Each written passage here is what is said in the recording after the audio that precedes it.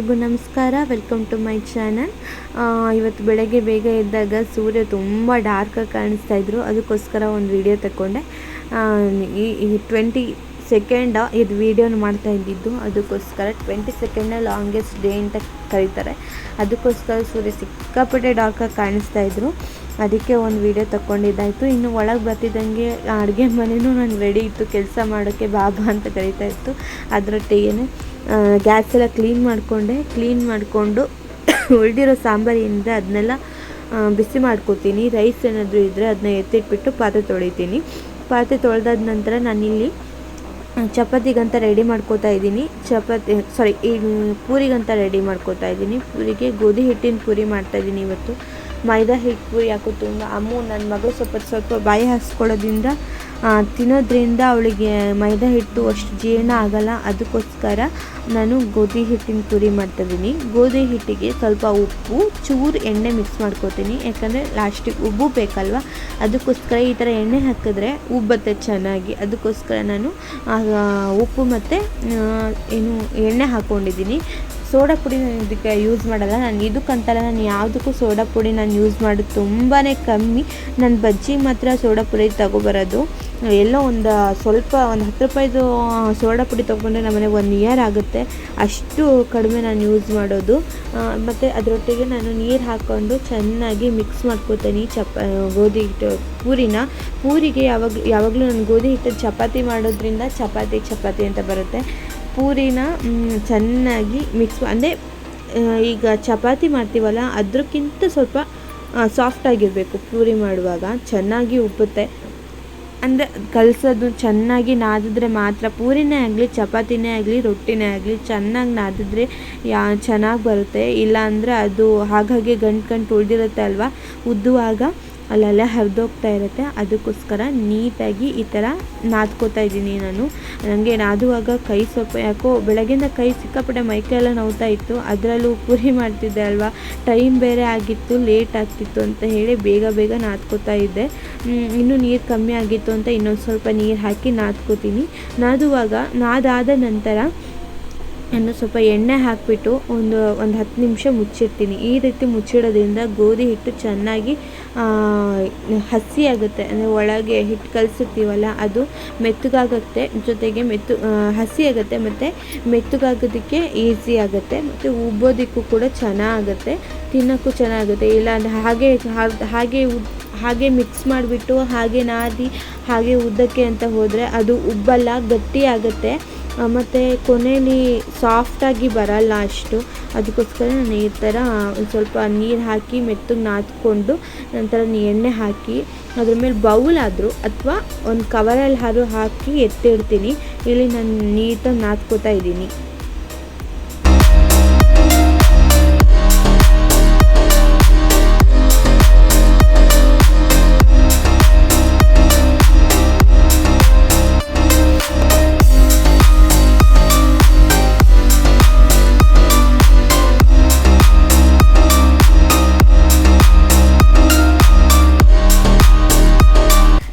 ಇದಾದ ನಂತರ ಒಂದು ಬೌಲ್ ಹಾಕಿ ನಾನು ಒಂದು 10 ನಿಮಿಷ ಮುಚ್ಚಿಟ್ಕೋತೀನಿ. ಅದರೊಟ್ಟಿಗೆ ಇವತ್ತು ಮಶ್ರೂಮ್ ಗ್ರೇವಿ ಮಾಡೋಣ ಅಂತ ಅಂದ್ಕೊಂಡು ಮಶ್ರೂಮ್ ತೊಗೊಂಡಿದ್ದೀನಿ. ಪೂರಿಗೆ ಕಾಂಬಿನೇಷನ್ ಚೆನ್ನಾಗಿರುತ್ತೆ ಅಂತ. ಇದು ಕೂಡ ಜೆಪ್ಟೋಲಿ ಆರ್ಡ್ರ್ ಮಾಡಿದ್ದು. ಚೆನ್ನಾಗಿತ್ತು, ಫ್ರೆಶ್ ಆಗಿತ್ತು, ಪರವಾಗಿಲ್ಲ, ಅಷ್ಟೇನು ಹಾಳಾಗಿದೆ ಅನ್ನೋ ಥರ ಏನಿರಲಿಲ್ಲ. ಜೆಪ್ಟೋಲಿ ಮಾಮೂಲಿ ಯಾವಾಗಲೂ ಕ್ಲೀನಾಗಿ ಕೊಟ್ಟಿರ್ತಾರೆ, ಅದಕ್ಕೆ ನಂಗೆ ಜೆಪ್ಟೋದು ಸರ್ವಿಸ್ ಸ್ವಲ್ಪ ಇಷ್ಟ ಆಗುತ್ತೆ. ನಾವು ಗೊತ್ತಿರೋ ಹಾಗೆ ಆರ್ಡ್ರ್ ಬುಕ್ ಮಾಡೋದೇ, ನಾನು ವೆಜಿಟೇಬಲ್ ಬುಕ್ ಮಾಡೋದೇ ಅಲ್ಲಿಂದ. ಸೊ ಇವಾಗ ಮಶ್ರೂಮ್ನ ನಾನು ಈ ರೀತಿ ಸಿಪ್ಪೆ ತೆಗೆದು ಕ್ಲೀನ್ ಮಾಡ್ಕೋತೀನಿ. ಈ ರೀತಿ ಮಶ್ರೂಮ್ ಕ್ಲೀನ್ ಮಾಡ್ಕೊಳ್ಳೋದು ತುಂಬ ಈಸಿ. ಅದು ಆರಾಮಾಗಿ ಸಿಪ್ಪೆ ಬಿಚ್ಕೊಳ್ಳುತ್ತೆ. ಇಲ್ಲಿ ಕೊನೆಯಲ್ಲಿ ಮೇಲೇನೋ ಉಳ್ಕೊಂಡಿದ್ರೆ ಅದನ್ನ ಒಂದು ಚಾಕುಯಿಂದ ಸ್ವಲ್ಪ ಮೇಲೆ ಕೆರೆದ್ಬಿಟ್ಟು ಅದನ್ನ ತೆಗೆದು ಬಿಡ್ತೀನಿ ಅಷ್ಟೇ. ಅದ್ರ ಕೋಲ್ ಥರ ಏನಿರುತ್ತೆ ಅದನ್ನು ಅಷ್ಟೇ ಈ ಥರ ನೀಟಾಗಿ ಹೆರ್ಕೊಂಡು ಕ್ಲೀನಾಗಿ ತಕ್ಕೋತೀನಿ.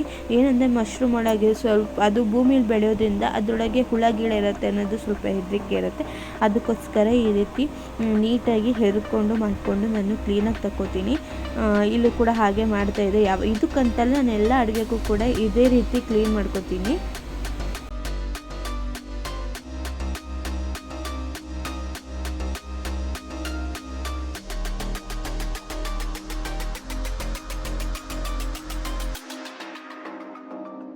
ಒಂದ್ಸಲ ಈ ಥರ ಕ್ಲೀನ್ ಆದ ನಂತರ ನಾನು ಈ ಶೇಪಲ್ಲಿ ಕಟ್ ಮಾಡ್ಕೊತೀನಿ ಸಣ್ಣದಾಗಿ. ಬೇಕಾದ್ರೆ ನಿಮಗೆ ದೊಡ್ಡ ಬೇಕಂದರೆ ದೊಡ್ಡ ಕಟ್ ಮಾಡ್ಕೊಬೋದು. ನನಗೆ ಸಣ್ಣ ಬೇಕು, ಅದಕ್ಕೋಸ್ಕರ ಸಣ್ಣ ಕಟ್ ಮಾಡ್ಕೊತೀನಿ. ಕಟ್ ಮಾಡ್ಕೊಂಡ ನಂತರ ಒಂದು ಪಾತ್ರೆಯಲ್ಲಿ ನಾನು ಬಿಸಿನೀರು ಇಟ್ಕೊಂಡು ಬಿಸಿನೀರಿಗೆ ಅರಿಶಿನ ಪುಡಿ ಉಪ್ಪನ್ನ ಹಾಕಿ ನೀರನ್ನ ಬಿಸಿ ಮಾಡ್ಕೊತೀನಿ. ಯಾಕಂದರೆ ಈ ಮಶ್ರೂಮ್ನ ಕ್ಲೀನ್ ಮಾಡ್ಕೊಳ್ಳೋದಕ್ಕೆ ಈ ಅರಿಶಿನ ಪುಡಿ ಉಪ್ಪು ಹಾಕೊಳ್ಳೋದ್ರಿಂದ ಅದರಲ್ಲಿ ಏನಾದರೂ ಕೆಟ್ಟು ಹುಳ ಏನಾದ್ರು ಇರುತ್ತಲ್ಲ, ಮೊದಲೇ ಹೇಳಿರೋ ಥರ ಭೂಮಿಯಲ್ಲಿ ಬೆಳೆದಿರೋದಲ್ವ ಅದು ಹುಳ ಏನಾದ್ರು ಇದ್ದರೆ ಸತ್ತೋಗುತ್ತೆ. ಈ ರೀತಿ ಅರಿಶಿನ ಪುಡಿ ಉಪ್ಪು ಹಾಕ್ಕೊಂಡು ನಾನು ನೀರು ಇಟ್ಕೊಂಡಿದ್ದೀನಿ. ಅದಕ್ಕೆ ಮಶ್ರೂಮ್ನ ಬಗ್ಗಿಸ್ಕೊಂಡು ಅದನ್ನ ಒಂದು 10 ನಿಮಿಷ ಬಿಡ್ತೀನಿ ಅಷ್ಟೇ. ಬಿಸಿಯಾಗಿದೆ ನೀರು, ಬೇಗ ಇದಾಗುತ್ತೆ, ಕೊಳೆ ಎಲ್ಲ ಬಿಡುತ್ತೆ, ಹುಳ ಕೂಡ ಸತ್ತೋಗುತ್ತೆ ಅಂತ ಈ ರೀತಿ ಡಿಪ್ ಮಾಡಿ ಬಿಡ್ತೀನಿ. ಡಿಪ್ ಮಾಡಿ ಬಿಟ್ಟ ತಕ್ಷಣ ಇಲ್ಲಿ ಏನಾದರೂ ಅಕ್ಕಪಕ್ಕ ಏನಾದರೂ ಕೊಳೆಗಿಡ ಇದೆ ಕ್ಲೀನ್ ಮಾಡ್ಕೊತೀವಿ. ಯಾಕಂದರೆ ನನಗೆ ಆಮೇಲೆ ಕ್ಲೀನ್ ಮಾಡ್ಕೊಳ್ಳೋದಕ್ಕೆ ನನಗೆ ಟೈಮ್ ಸಿಗೋಲ್ಲ. ಅಮ್ಮು ಸಣ್ಣ ಹುಡುಗ ಎಷ್ಟೊತ್ತು ಕೈ ಬಿಡ್ತಾಳೆ ಹೇಳೋಕ್ಕಾಗಲ್ಲ. ಅವಳು ಒಂದೊಂದು ಟೈಮಲ್ಲಿ ಒಂದೊಂದು ಥರ ಇರ್ತಾಳೆ. ಕೆಲವು ಸಲ ಕೈ ಬಿಟ್ಟು ಸುಮ್ಮನೆ ಆಟಾಡ್ತಾ ಇರ್ತಾಳೆ, ಇನ್ನು ಕೆಲವೊಂದು ಸಲ ತುಂಬಾ ಹಠ ಮಾಡ್ತಾ ಇರ್ತಾಳೆ. ಅದಕ್ಕೋಸ್ಕರ ನಾನು ಹಾಗೆ ಮಾಡ್ತೀನಿ. ಒಂದು ಸೈಡಲ್ಲಿ ಈರುಳ್ಳಿ ಹೆಚ್ಕೋತಾ ಇದ್ದೀನಿ. ಈರುಳ್ಳಿ ಹಾಕೋ ಸ್ವಲ್ಪ ಸಿಪ್ಪೆ ತೆಗೆದಾದ ನಂತರ ಬ್ಲ್ಯಾಕ್ ಇರುತ್ತೆ. ಅದು ಯಾಕೆ ಆ ಥರ ಆಗುತ್ತೆ ಅಂತ ನನಗೆ ಗೊತ್ತಿಲ್ಲ. ಅದು ಆ ಥರ ತಿಂದರೆ ಒಳ್ಳೆಯದಲ್ಲ ಅಂತ ಹೇಳ್ತಾರೆ. ಅದಕ್ಕೋಸ್ಕರ ಅದನ್ನ ಕ್ಲೀನ್ ಮಾಡ್ಕೊಬಂದು ಇಲ್ಲಿ ಈರುಳ್ಳಿನ ಸಣ್ಣದಾಗಿ ಹೆಚ್ಕೋತಾ ಇದ್ದೀನಿ. ಈರುಳ್ಳಿ ಒಟ್ಟಿಗೆ ಒಂದು 4 ಮೆಣಸಿನ್ಕಾಯಿ ಕೂಡ ಹೆಚ್ಕೊಂಡಿದ್ದೀನಿ. ಉದ್ದುದ್ದ ಹೆಚ್ಕೊಳ್ಳಿ, ಅದನ್ನ ಸಣ್ಣ ಬೇಡ. ನಾನು ಇಳಿದು ಹಾಕಬೇಕು. ನಿಜ ಆ್ಯಕ್ಚುಲಿ ಹಾಕೋದಂದರೆ ನನಗೆ ಈರುಳ್ಳಿ ಮೆಣಸಿನ್ಕಾಯಿನ ಉದ್ದನೇ ಹಾಕೋದು. ಆದರೆ ಬಡ್ಡಂತ ಸಿಡಿಯೋ ತನಕ ಹೆದರಿಕೆಯಲ್ಲಿ ಈ ಥರ ಹೆಚ್ಚಿ ಹಾಕೋತೀನಿ. ಜಾಸ್ತಿ ತೊಗೊಂಡಿಲ್ಲ, ಒಂದು 3ರಿಂದ 4 ಮೆಣಸಿನ್ಕಾಯಿನ ತೊಗೊಂಡಿದ್ದೀನಿ.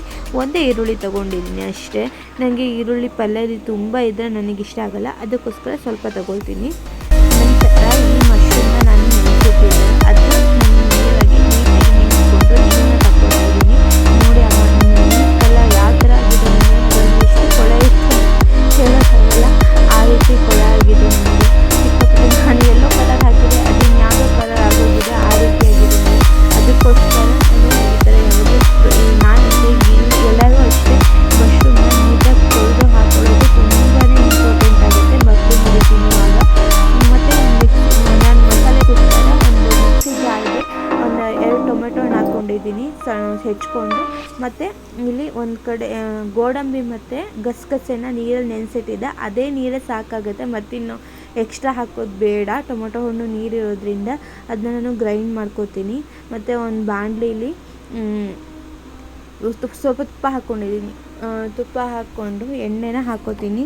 ಎಣ್ಣೆ ಒಂದು ಸ್ವಲ್ಪ ಬಿಸಿ ಆದ ನಂತರ ಚಕ್ಕೆ ಲವಂಗ ಇಷ್ಟನ್ನೇ ಹಾಕ್ಕೊಳ್ಳೋದು, ಏಲಕ್ಕಿ ಹಾಕ್ಕೊಳ್ಳಲ್ಲ. ಚಕ್ಕೆ ಲವಂಗನ ಹಾಕ್ಕೋತೀನಿ.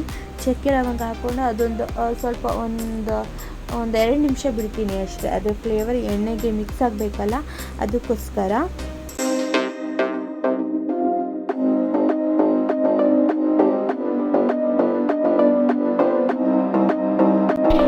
ನಾನೀಗ ಈರುಳ್ಳಿ ಮತ್ತು ಮೆಣಸಿನ್ಕಾಯಿನ ಒಟ್ಟಿಗೆ ಆ್ಯಡ್ ಮಾಡ್ಕೊತಾ ಇದ್ದೀನಿ. ಈಗ ಆ್ಯಡ್ ಮಾಡಿಕೊಂಡು ಅದನ್ನ ಚೆನ್ನಾಗಿ ಮಿಕ್ಸ್ ಮಾಡ್ಕೊಳ್ಳಿ. ಬೇಕಾದ್ರೆ ನೀವು ಶುಂಠಿ ಬೆಳ್ಳುಳ್ಳಿ ಪೇಸ್ಟ್ ಹಾಕ್ಕೋಬೋದು. ನಾನು ಹಾಕ್ಕೊಂಡಿದ್ದೀನಿ, ಅದೇ ಅದು ಸ್ಕಿಪ್ ಆಗಿದೆ, ಅದಕ್ಕೋಸ್ಕರ ಕಾಣಿಸ್ತಿದೆ.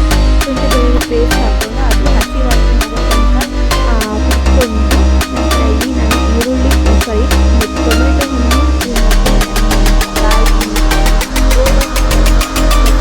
ಪೇಸ್ಟ್ ಮಾಡಿಟ್ಟಿದ್ದಾರೆ, ಅದನ್ನ ಹಾಕ್ಕೋತೀನಿ. ಅದು ಕೂಡ ಟೊಮೆಟೊ ಹಣ್ಣು ಹಸಿ ವಾಸನೆ ಹೋಗಬೇಕು, ಅಲ್ಲಿವರೆಗೂ ಕ್ಲೀನಾಗಿ ಮಿಕ್ಸ್ ಮಾಡ್ಕೋತೀನಿ. ನೀರು ಹಾಕೊಂಡು ಮಿಕ್ಸ್ ಮಾಡೋದ್ರಿಂದ ಒಂದು 2-3 ನಿಮಿಷ ಆಗಿಬಿಟ್ಟು ಸಾಕು. ಅದು ಹಸಿ ಸ್ಮೆಲ್ ಹೋಗುತ್ತೆ. ಅದಕ್ಕೆ ನೀರು ಹಾಕೊಂಡು ಮಿಕ್ಸ್ ಮಾಡ್ಬೋದು. ಹಾಗೆ ಮಿಕ್ಸ್ ಮಾಡ್ಕೊಳ್ಳಿ. ಈಗ ನಾನು ಟೊಮೆಟೊ ಹಣ್ಣು ಹುರಿದು ಹಾಕೋತೀನಿ ಅಂದರೆ ತುಂಬ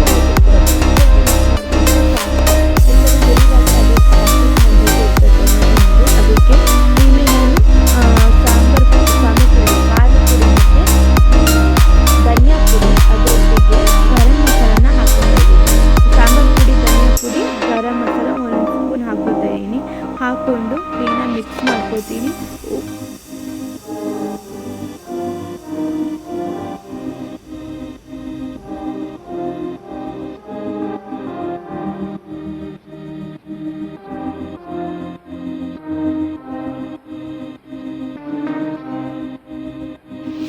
ಕ್ಲೀನಾಗಿ ಮಿಕ್ಸ್ ಮಾಡಿದ ನಂತರ ಇಲ್ಲಿ ನಾನು ಮಸಾಲೆ ಅದಿದ್ದು ಮಿಕ್ಸಿ ಜಾರ್ ಇತ್ತು ಅಲ್ವಾ ಅದನ್ನೆಲ್ಲ ತೊಳೆದು ನೀರು ಹಾಕ್ಕೊಳ್ತಾ ಇದ್ದೀನಿ. ಈ ಟೈಮಲ್ಲಿ ನಿಮಗೆ ಎಷ್ಟು ಬೇಕೋ ಅಷ್ಟು ನೀರು ಹಾಕ್ಕೊಂಡು ಕ್ಲೀನಾಗಿ ಅದು ಒಂದು ಕನ್ಸಿಸ್ಟೆನ್ಸಿ ಬರೋವರೆಗೂ ನೀರು ಹಾಕ್ಕೊಳ್ಳಿ. ಇದನ್ನು ಗಟ್ಟಿ ಆಗಲ್ಲ, ನಾವು ಎಷ್ಟು ನೀರು ಹಾಕಿದ್ವೋ ಅಷ್ಟೇ ಇರುತ್ತೆ.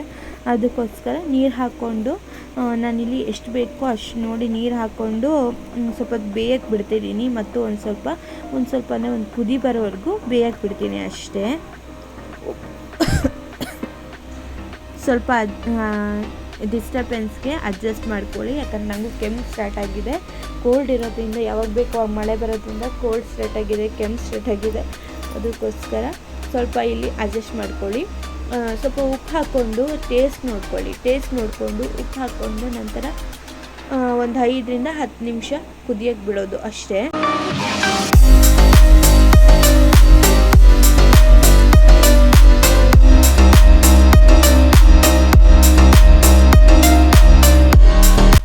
ಲಿಡ್ ಕ್ಲೋಸ್ ಮಾಡಿ ಕುದಿಯೋಕ್ಕೆ ಬಿಡಿ. ಅವಾಗವಾಗ ಓಪನ್ ಮಾಡಿ ತಿರುಗಿಸ್ತಾ ಇದ್ರೆ ಆಯಿತು. ಒಂದು ಕುದಿರೋದು ಗೊತ್ತಾಗುತ್ತೆ ಅಲ್ವಾ, ಆವಾಗ ನನಗೆ ಸಾಕು ಕುದಿರೋದು. ನಾನು ಮಶ್ರೂಮ್ನ ಆ್ಯಡ್ ಮಾಡ್ಕೋತೀನಿ. ಮಶ್ರೂಮ್ ಹಾಕ್ಕೊಂಡು ಅದನ್ನೂ ಒಂದು 10 ನಿಮಿಷ ಕುದಿಯೋಕ್ಕೆ ಬಿಡ್ತೀನಿ. ನಾನು ಒಂದು 10 ನಿಮಿಷ ಬೇಯೋಕ್ಕಂತೂ ಟೈಮಿಂಗ್ಸ್ ಬೇಕಲ್ವಾ, ಅವಾಗ ಕುದಿಯೋಕ್ಕೆ ಬಿಡ್ತೀನಿ. ನಿಜವಾಗ್ಲೂ ಇದು ಗ್ರೇವಿ ಎಷ್ಟು ಚೆನ್ನಾಗುತ್ತೆ ಅಂದರೆ ಪೂರಿಗೆ ಸಿಕ್ಕಾಪಟ್ಟೆ ಕಾಂಬಿನೇಷನು. ನಾನು ಇದು ನನ್ನ ಫ್ರೆಂಡ್ ಹೇಳ್ಕೊಟ್ಟಿದ್ದು, ಅದಕ್ಕೋಸ್ಕರ ಮಾಡಿದ್ದೆ. ಸುಮಾರು ಒಂದು 5-6 ಸಲ ಮಾಡಿದ್ದೀನಿ ನಮ್ಮ ಮನೆಯಲ್ಲಿ. ತುಂಬಾ ಟೇಸ್ಟಿಯಾಗಿರುತ್ತೆ. ನಂತರ ನಾನಿಲ್ಲಿ ಫ್ರೆಶ್ ಕ್ರೀಮ್ನ ಆ್ಯಡ್ ಮಾಡ್ಕೊತೀನಿ. ನಿಮ್ಮ ಹತ್ರ ಇದ್ದರೆ ಆ್ಯಡ್ ಮಾಡ್ಕೊಳ್ಳಿ, ಇಲ್ಲಾಂದರೆ ಸ್ಕಿಪ್ ಮಾಡ್ಬೋದು, ಪ್ರಾಬ್ಲಮ್ ಇಲ್ಲ. ನಂತರ ಇತ್ತು ನಾನು ಆ್ಯಡ್ ಮಾಡ್ಕೊಂಡೆ ಅಷ್ಟೇ. ಮಿಕ್ಸ್ ಮಾಡ್ಕೊಳ್ಳಿ. ಮಶ್ರೂಮ್ ಇದು ಫ್ರೆಶ್ ಕ್ರೀಮ್ನ ಹಾಕ್ಕೊಂಡು ನಂತರ ಒಂದು 2 ನಿಮಿಷ ಲೋ ಫ್ಲೇಮಲ್ಲಿ ಬಿಟ್ಟಾದ ನಂತರ ಒಂದು ಕುದಿಯೋದು ಗೊತ್ತಾದಮೇಲೆ ಒಂದು ಲಿಡ್ ಕ್ಲೋಸ್ ಮಾಡಿ ಬಿಟ್ಬಿಡಿ ಅಷ್ಟೇ. ಅಲ್ಲಿಗೆ ಆಯಿತು, ಮಶ್ರೂಮ್ ಗ್ರೇವಿ ರೆಡಿ ಆಯಿತು. ಮಶ್ರೂಮ್ ಗ್ರೇವಿ ರೆಡಿ ಆದ ತಕ್ಷಣ ನಾನು ಅದನ್ನು ಬೇರೆ ಪಕ್ಕದ ಗ್ಯಾಸ್ಗೆ ಶಿಫ್ಟ್ ಮಾಡಿಬಿಟ್ಟು ನಾನಿಲ್ಲಿ ಎಣ್ಣೆ ಪೂರಿಗೆ ರೆಡಿ ಮಾಡ್ತಾಯಿದ್ದೀನಿ. ಒಂದು ಬಾಣಲೆ ಇಟ್ಕೊಂಡು ಅದಕ್ಕೆ ಎಣ್ಣೆ ಹಾಕ್ಕೊತೀನಿ.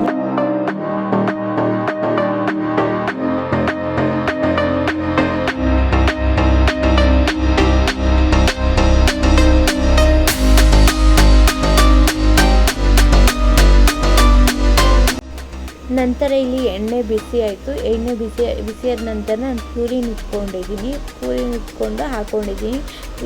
ನಿಟ್ಕೊಂಡು ಹಾಕ್ಕೊಂಡು ಅದನ್ನ ಒಂದು ಸ್ವಲ್ಪ ಮೇಲೆ ಪ್ರೆಸ್ ಮಾಡುತ್ತಿದ್ದಂಗೆ ಉಬ್ಬಿಡುತ್ತೆ ಎಣ್ಣೆ ಏನಂದರೆ ಎಣ್ಣೆ ಚೆನ್ನಾಗಿ ಕಾದಿರಬೇಕು ಪೂರಿ ಮಾಡುವಾಗ. ಆ ರೀತಿ ಕಾದಿದ್ರೆ ಮಾತ್ರ ಪೂರಿ ಚೆನ್ನಾಗಿ ಉಬ್ಬುತ್ತೆ. ಆ ಎಣ್ಣೆ ಕಾಯ್ದೇ ಇರುವಾಗ ಹಾಕಿದ್ರೆ ಉಬ್ಬಲ್ಲ, ಸ್ವಲ್ಪ ಉಬ್ಕೊಳುತ್ತೆ ಅಷ್ಟೇ. ಅದಕ್ಕೆ ಎಣ್ಣೆ ಕಾಯ್ದುವರೆಗೂ ಕಾದ್ಬಿಟ್ಟು ಪೂರಿನ ಹಾಕ್ಕೊಂಡಿದ್ದೀನಿ. ಎಷ್ಟು ಚೆನ್ನಾಗಿ ಬಂದಿದೆ ನೋಡಿ. ನಾನು ಇತ್ತೀಚೆಗೆ ಈ ಟಿಪ್ಸ್ನ ಕಲ್ತಿದ್ದು. ತುಂಬಾ ಇಷ್ಟ ಆಯಿತು ನನಗೂ ಗೊತ್ತಿರಲಿಲ್ಲ ಈ ಥರ ಆಗುತ್ತೆ ಅಂತ. ಅದೇನೂ ಗೊತ್ತಿಲ್ಲ, ಒಂದಿನ ನೋಡೋಣ ಹೇಗೆ ಬರುತ್ತೆ ಅಂತ ಟ್ರೈ ಮಾಡಿದ್ದು ಅಷ್ಟೇ. ಅಂದರೆ ನಾನು ಯಾವಾಗಲೂ ಹಸಿ ಹಿಟ್ಟು ಏನೈತೆ ಅದನ್ನ ಜಾಸ್ತಿ ಹಾಕ್ಬಿಟ್ಟು ಲಟ್ಟಿಸ್ತಿದ್ದೆ. ಅದು ಅಷ್ಟು ಚೆನ್ನಾಗಿ ಉಪ್ತಿರ್ಲಿಲ್ಲ. ಅದಕ್ಕೋಸ್ಕರ ಈ ಥರ ತುಂಬ ಜಾಸ್ತಿ ಹಾಕೋದು ಬೇಡ ಅಂತ ಮಾಮೂಲಿಯಾಗಿ ಹಾಕ್ಕೊಂಡಿದ್ದೀನಿ. ನೋಡಿ ಪೂರಿ ಈ ಥರ ಬಂದಿದೆ. ಇವತ್ತು ರೆಸಿಪಿ ಚೆನ್ನಾಗಿತ್ತು, ಮಶ್ರೂಮ್ ಗ್ರೇವಿ ಮತ್ತು ಪೂರಿ ಒಟ್ಟಿಗೆ ತುಂಬ ಚೆನ್ನಾಗಿತ್ತು. ನೀವು ಟ್ರೈ ಮಾಡಿ ಹೇಗಿತ್ತು ಅಂತ ಕಮೆಂಟ್ ಕಳಿಸಿ. ಇದೇ ಥರ ಹೊಸ ಥರ ರೆಸಿಪಿಗೋಸ್ಕರ ನನ್ನ ಚಾನೆಲ್ನ ಲೈಕ್ ಮಾಡಿ, ಶೇರ್ ಮಾಡಿ, ಸಬ್ಸ್ಕ್ರೈಬ್ ಮಾಡಿ.